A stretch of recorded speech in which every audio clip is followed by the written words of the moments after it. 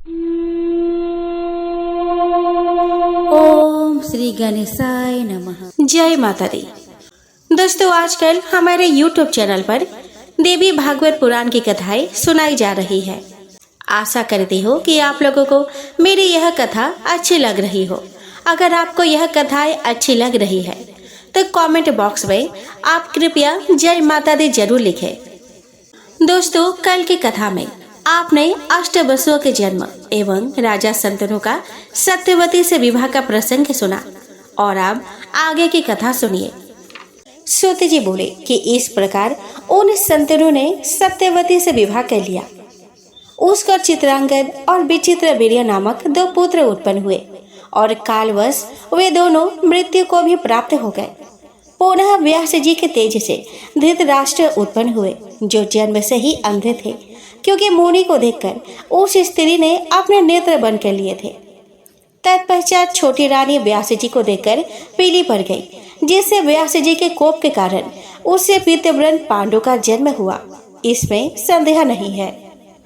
निपुण दासी ने व्यास जी को संतुष्ट किया, जिसके परिणाम स्वरूप धर्म के अंश सत्यवादी तथा पवित्र विचार वाले विदुर उत्पन्न हुए। बड़े होने पर भी अंधे होने के कारण धृतराष्ट्र को राज्य नहीं दिया गया और छोटे होते हुए भी पांडु को ही मंत्रियों ने राज सिंहासन पर अभिषिक्त किया। भीष्म की सम्मति से ही महाबली पांडु को राज्य प्राप्त हुआ तथा प्रतिभा संपन्न विदुर जी मंत्रणा कार्य में नियुक्त किए गए। धृतराष्ट्र की 2 स्त्रियां थी।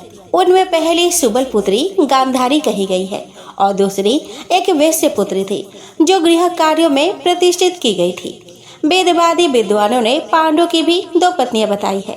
एक सूरसेन की पुत्री कुंती और दूसरी भद्र देश की राजकुमारी माद्री। गांधारी ने परम सुंदर 100 पुत्र उत्पन्न किए एवं वैश्या रानी ने युयुत्सु नाम का एक कीर्तिमान एवं प्रिय पुत्र उत्पन्न किया। कुंती ने कुमारी अवस्था में ही अपने पिता के घर रहते हुए सूर्य से कर्ण नामक एक सुंदर पुत्र उत्पन्न किया था। तदंतर कुंती का विवाह पांडु से हुआ। ऋषिगण बोले कि हे मुनिवर सूत जी, आप यह कैसी आश्चर्यजनक बात बता रहे हैं। पहले पुत्र उत्पन्न हुआ और बाद में पांडु के साथ कुंती का विवाह हुआ। सूर्य के द्वारा कन्या कुंती से कर्ण की उत्पत्ति कैसे हुई? वह कुंती पुनः कन्या कैसे रह गई, जो पांडु के साथ उसका विवाह हो गया? यह आप विस्तार पूर्वक बतलाइए। सूत जी बोले कि हे द्विजगण, सूरसेन की वह पुत्री कुंती जब शिशु थी, तभी राजा कुंती भोज ने उस सुंदर कन्या को मांग लिया था। उन्होंने उस चारुहासिनी कन्या को अपने पुत्री बनाकर रखा और उसे अग्निहोत्र के काम में नियुक्त कर दिया। एक बार महर्षि दुर्वासा वहां पे आ पहुंचे और चातुर्मास के लिए वही रहने लगे। कुंती ने उनकी सेवा की, जिससे मुनिवर संतुष्ट हुए और उसे एक ऐसे मंत्र का उपदेश दिया जिसके प्रयोग से अविवाहित किए गए देवता स्वयं उपस्थित होंगे और उसकी अभिलाषा पूर्ण करेंगे। दुर्वासा मुनि के वहां से चले जाने पर अपने गृह में बैठी हुई कुंती उस मंत्र की परीक्षा के लिए मन में सोचने लगी कि मैं किस देवता का ध्यान करूं। उसने पूर्व दिशा में उदित हुए सूर्य को देखा तथा उस मंत्र का उच्चारण करके उसने सूर्य का आह्वान किया। तब सूर्य अपने मंडल से अत्यंत सुंदर मनुष्य का रूप धारण करके आकाश से कुंती के पास उस भवन में उतर आए। सूर्यदेव को आते हुए देखकर कुंती आश्चर्यचकित हो गई। वह सुंदरी कांपते हुई तत्काल रजोधर्म को प्राप्त हो गई। उस समय सुंदर नेत्र वाली कुंती हाथ जोड़कर खड़ी हो गई और सूर्य से बोली कि मैं आपके दर्शन से प्रसन्न हो गई हूँ, अब आप अपने मंडल को चले जाइए। सूर्य बोले कि हे कुंती, तुमने मंत्र बल से मुझे क्यों बुलाया है? तुम मुझे बुला करके भी अपने समक्ष उपस्थित मुझे सूर्य की सेवा क्यों नहीं करती? हे चारुलोचन, मैं इस समय कामार्थ हूँ, अतः प्रेम के साथ मेरा सेवन करो। मंत्र के द्वारा अधीनता को प्राप्त मुझको तुम विहार करने के लिए ले चलो। कुंती बोली कि हे धर्मज्ञ, मैं अभी कन्या हूँ। हे सर्व साक्षी, मैं आपको प्रणाम करती हूँ। हे सुब्रत, आप मेरे प्रति अनुचित बातें ना कहे, क्योंकि मैं कुलीन कन्या हूँ। सूर्य बोले कि यदि मैं इस समय व्यर्थ लौट जाता हूँ तो मेरे लिए बड़ी लज्जा की बात होगी। और मैं सभी देवताओं में निंदा का पात्र बनूंगा, इसमें संशय नहीं है। हे कुंती, यदि तुम मेरे साथ रमन नहीं करोगी तो मैं तुम्हें तथा उस मुनि को श्राप दे दूंगा जिसने तुम्हें यह मंत्र बताया है। हे सुंदरी, तुम्हारा कन्या धर्म स्थिर रहेगा, इस रहस्य को लोग नहीं जान सकेंगे। तथा हे वरानंदे, मेरे समान ही तेजस्वी पुत्र तुमको प्राप्त होगा। यह कहकर सूर्यदेव अपनी ओर आसक्त मन वाली एवं लज्जाशील उस कुंती से संसर्ग करके तथा उसे मनोवांछित वरदान देकर चले गए। इस प्रकार उस सुश्रोणी कुंती ने गर्भ धारण किया और वह अत्यंत गुप्त भवन में रहने लगी। केवल उसकी एक प्रिय दासी ही इस रहस्य को जानती थी। कुंती के माता पिता भी इसे नहीं जानते थे। यथा समय उसी गुप्त भवन में कुंती को एक अत्यंत सुंदर पुत्र उत्पन्न हुआ जो सुंदर कवच तथा 2 कुंडलों से युक्त था और दूसरे सूर्य तथा कुमार कार्तिकेय के समान प्रतीत हो रहा था। धात्री ने उसे अपने हाथ में उठाकर लज्जा युक्त कुंती से कहा कि हे सुंदरी, मैं यहाँ हूँ, अतः तुम किस बात की चिंता कर रही हो। तत्पश्चात काष्ठ मंजूषा में पुत्र को छोड़ती हुई कुंती कहने लगी कि हे पुत्र, मैं क्या करूं? मैं अत्यंत दुखित हूँ जो कि तुझी प्राण प्रिय को त्याग रही हो। मैं अभागन तुझे सर्व लक्षण संपन्न का परित्याग कर दे रही हूँ। सगुणा निर्गुणा तथा सबके स्वामिनी वे भगवती अंबिका तुम्हारी रक्षा करे। वे जगत जननी कामप्रदा कात्यायनी तुम्हें दुग्ध पान कराए।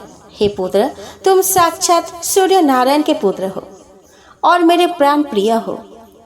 ऐसे तुमको इस निर्जन वन में एक दुष्ट तथा उल्टा स्त्री के भांति छोड़कर मैं कभी तुम्हारा अति सुंदर मुख कमल देख पाऊंगी। हे पुत्र, प्रतीत होता है कि मैंने पूर्व जन्म में भी तीनों लोकों की जननी भगवती की आराधना नहीं की थी तथा भगवती शिवा के सुखदायक चरण कमल का मैंने कभी ध्यान नहीं किया था। इसी कारण मैं सदा अभागिन हूँ। हे प्रिय, मैं तुम्हें इस वन में त्याग कर जानबूझकर स्वयं किए गए इस पाप का स्मरण करते हुए संताप सहूंगी। सूति जी बोले कि इस प्रकार कहकर कुंती ने मंजूषा में रखे हुए उस पुत्र को लोगों की दृष्टि से बचाते हुए भयभीत भाव से धात्री के हाथ में दे दिया। तत्पश्चात स्नान करके भयभीत वह कुंती अपने पिता के घर में रहने लगी।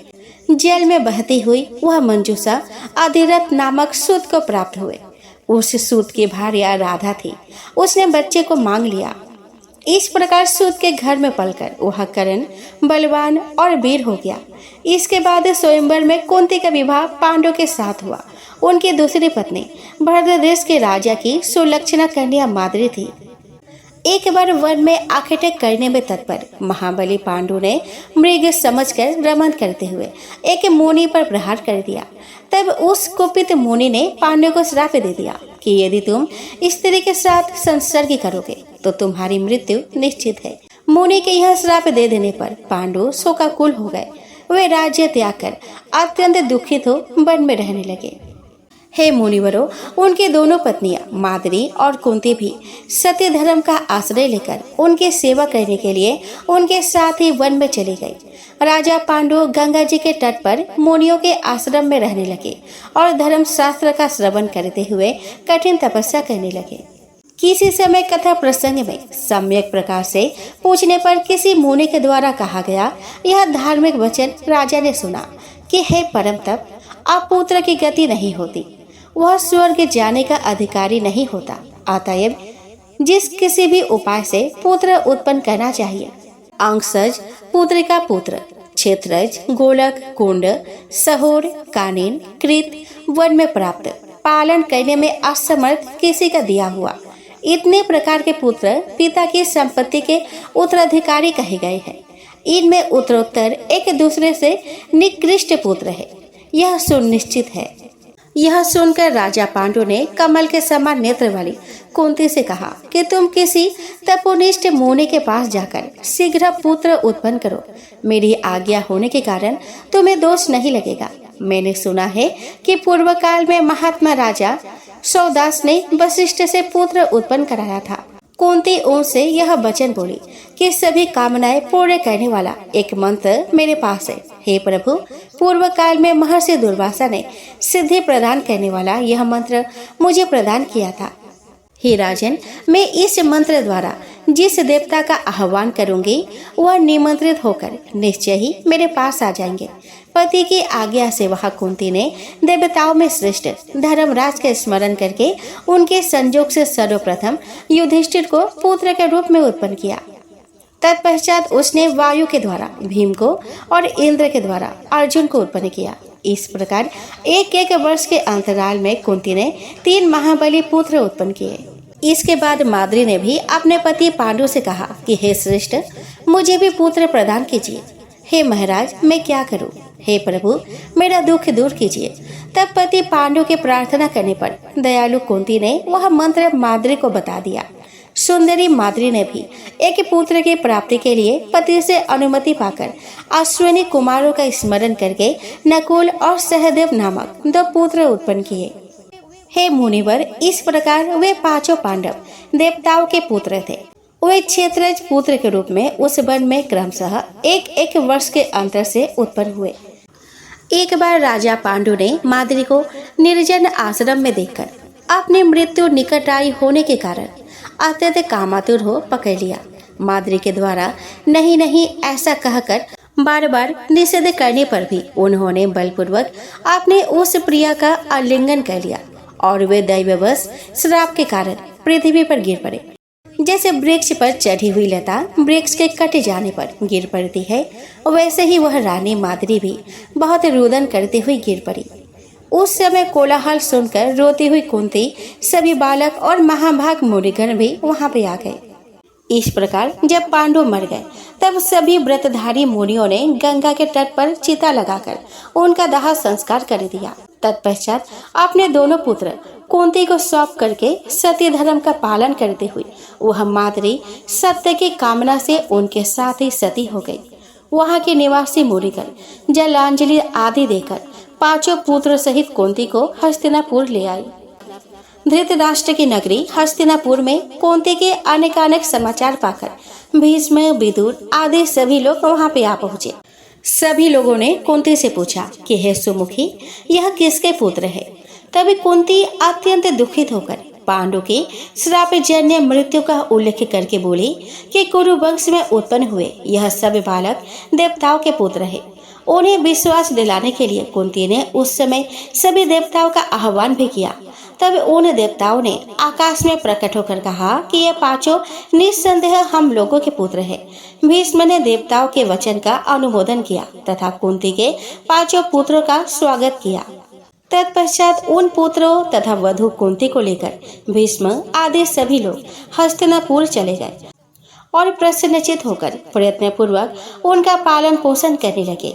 इस प्रकार पांडव उत्पन्न हुए और भीष्म ने उनका परिपालन किया। सूत जी बोले कि हे मुनिगण, माननीय द्रौपदी उन 5 पांडवों की पतिव्रता पत्नी थी। उन द्रौपदी को अत्यंत सुंदर 5 पुत्र उन पतियों से उत्पन्न हुए। अर्जुन की एक दूसरी सुंदर पत्नी श्री कृष्ण की बहन सुभद्रा थी, जिन्हें अर्जुन ने पूर्व काल में भगवान श्री कृष्ण की अनुमति से हर लिया था। उन्हीं सुभद्रा के गर्भ से महान वीर अभिमन्यु का जन्म हुआ। वह संग्राम भूमि में मारा गया था। उसी युद्ध में द्रौपदी के 5 पुत्र भी मारे गए थे। वीर अभिमन्यु की श्रेष्ठ तथा अत्यंत सुंदर पत्नी महाराज विराट की पुत्री उत्तरा थी। महाभारत के युद्ध में कुरुकुल का नाश हो जाने पर उसने एक पुत्र उत्पन्न किया था। वह द्रोण पुत्र अश्वत्थामा की वाणी अग्नि से पहले गर्भ में ही मर गया था, किंतु बाद में भगवान श्री कृष्ण ने अश्वत्थामा की बाण अग्नि से निर्दग्ध अपने भांजे के पुत्र को अपने अद्भुत प्रताप से पुनः जीवित कर दिया था। कुरु वंश के समाप्त होने पर वह श्रेष्ठ पुत्र उत्पन्न हुआ था, इसीलिए वह बालक परीक्षित नाम से पृथ्वी तल पर प्रसिद्ध हुआ। अपने 100 पुत्रों के मारे जाने पर अत्यंत दुखित राजा धृतराष्ट्र भीम के बागबानों से संतप्त रहते हुए अब पांडवों के राज्य में रहने लगे। वैसे ही गांधारी भी अत्यंत दुखी होकर जीवन यापन करने लगी। दुखित युधिष्ठिर दिन रात उन दोनों की सेवा करने लगे। महान धर्मात्मा विदुर युधिष्ठिर की अनुमति से अपने भाई धृतराष्ट्र के पास में ही रहते थे और वे उन प्रज्ञा चक्षु को समझाते बुझाते रहते थे।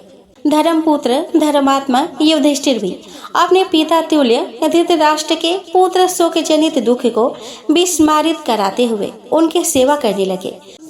जिस किसी भी प्रकार यह वृद्ध धृतराष्ट्र सुन ले, यह ध्यान में रखकर भीम अत्यंत क्रोधित होकर अपने वचन रूपी बाणों से उन पर सर्वदा प्रहार किया करते थे।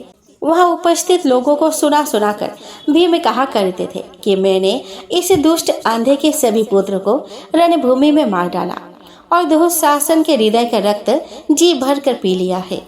अब यह अंधा निर्लज होकर मेरे दिए हुए पिंड को कौओं और कुत्तों के भांति खाता है। अब तो यह व्यर्थ ही जीवन बिता रहा है। भीम इस प्रकार की कठोर बातें प्रतिदिन उन्हें सुनाते थे, परंतु धर्मात्मा युधिष्ठिर यह कहते हुए धृतराष्ट्र को धैर्य प्रदान करते थे कि यह भीम मूर्ख है। इस प्रकार उस दुखी धृतराष्ट्र ने 18 वर्ष तक वहां रहकर धर्मपुत्र युधिष्ठिर से वन में जाने की इच्छा प्रकट की। महाराज धृतराष्ट्र ने धर्मपुत्र युधिष्ठिर से यह भी प्रार्थना की कि अब मैं अपने पुत्रों के लिए विधि पूर्वक पिंडदान करूंगा। यद्यपि भीम ने सभी का औधरदेही कर्म कर दिया था, किंतु पूर्व वैर का स्मरण करते हुए उन्होंने मेरे पुत्रों का नहीं किया।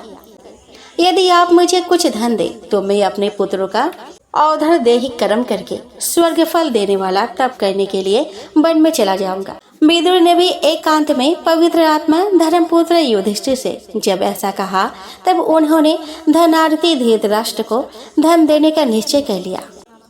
राजा युधिष्ठिर ने परिवार के सभी जनों को बुलाकर कहा कि हे महाभाग, मैं कौरवों का श्राद्ध करने की इच्छुक ज्येष्ठ पिता को धन प्रदान करूंगा।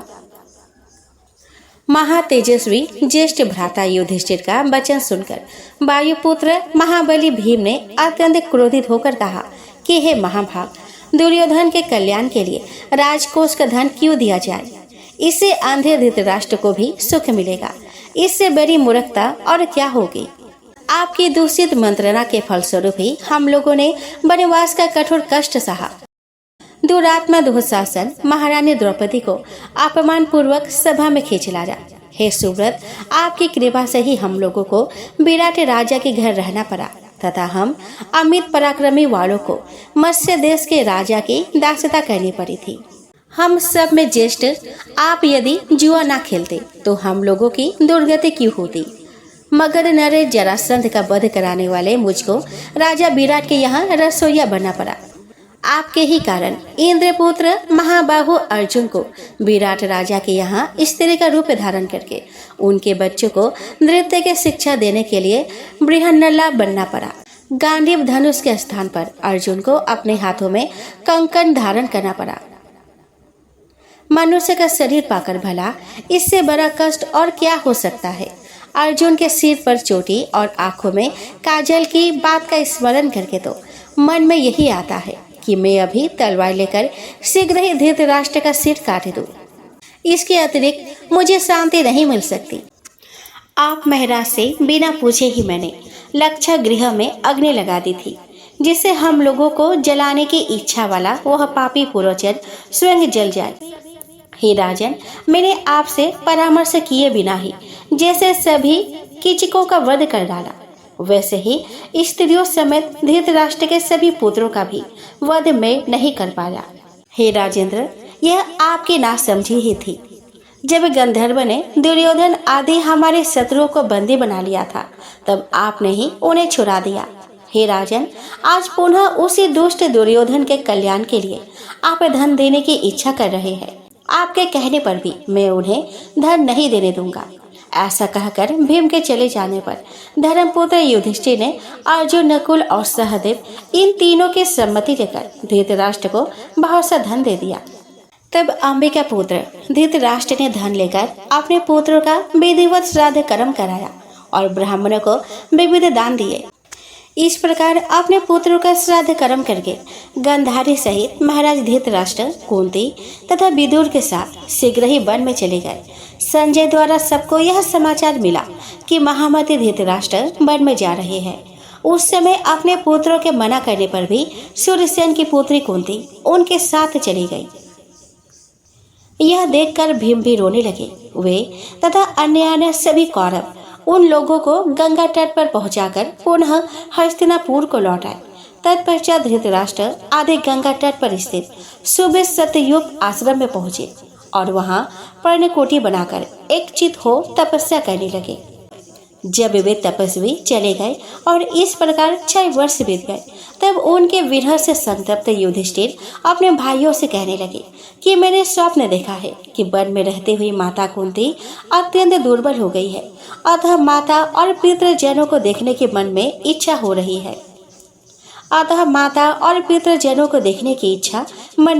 है। साथ ही महात्मा विदुर तथा महाबुद्धिमान संजय से भी मिलने की मेरी इच्छा है। यदि आप लोगों को भी यह उचित प्रतीत होता हो तो हम लोग वहां चले, ऐसा मेरा विचार है। तब वे सभी भाई सुभद्रा, द्रौपदी, महाभागा उत्तरा तथा अन्य नागरिक जन वहां एकत्र हुए।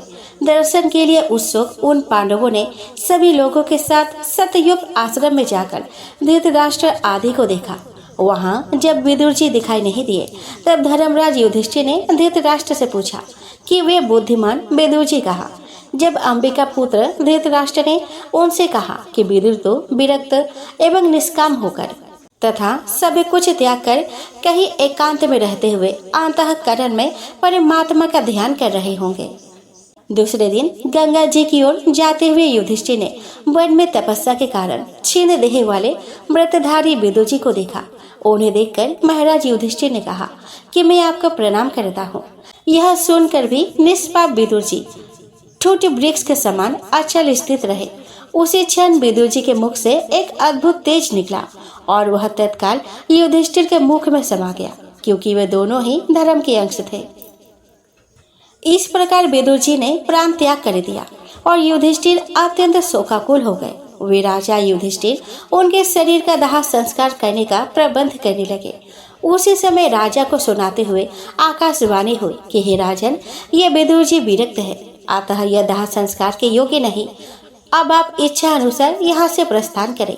यह सुनकर उन सभी भाइयों ने गंगा के निर्मल जल में स्नान किया। वहां जाकर धृतराष्ट्र से विस्तार पूर्वक बताया।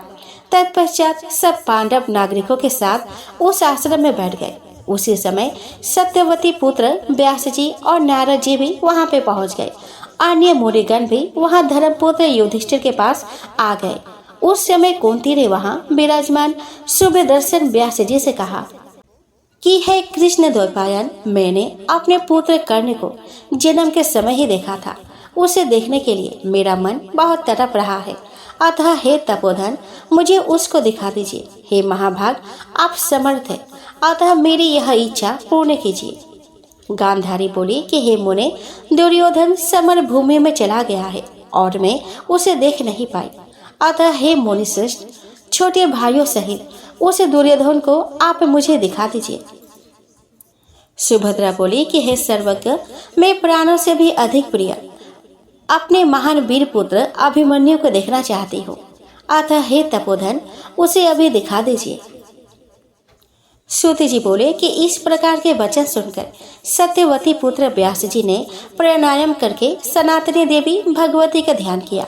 तब सायकाल आने पर मुनि श्रेष्ठ व्यास जी युधिष्ठिर आदि सभी जनों को गंगा जी के तट पर बुलाकर पुण्य नदी गंगा के पवित्र जल में स्नान करके प्रकृति स्वरूपिणी परम पुरुषों को प्रसन्न करने वाली सगुणा निर्गुणा रूप देवताओं के भी देवी ब्रह्म स्वरूपिणी उन मणिदीप निवासिनी भगवती की स्तुति करने लगे। हे देवी, जब ब्रह्मा विष्णु शंकर इंद्र वरुण कुबेर यम तथा अग्नि ये कोई भी नहीं थे, उस समय भी आपकी सत्ता थी। ऐसे उन आपको मैं नमस्कार करता हूँ जिस समय जल वायु पृथ्वी आकाश तथा उनके रस आदि गुण समस्त इंद्रियों अहंकार मन बुद्धि सूर्य तथा चंद्रमा यह कोई भी नहीं थे, तब भी आप विद्यमान थी। ऐसे उन आपको मैं प्रणाम करता हूँ।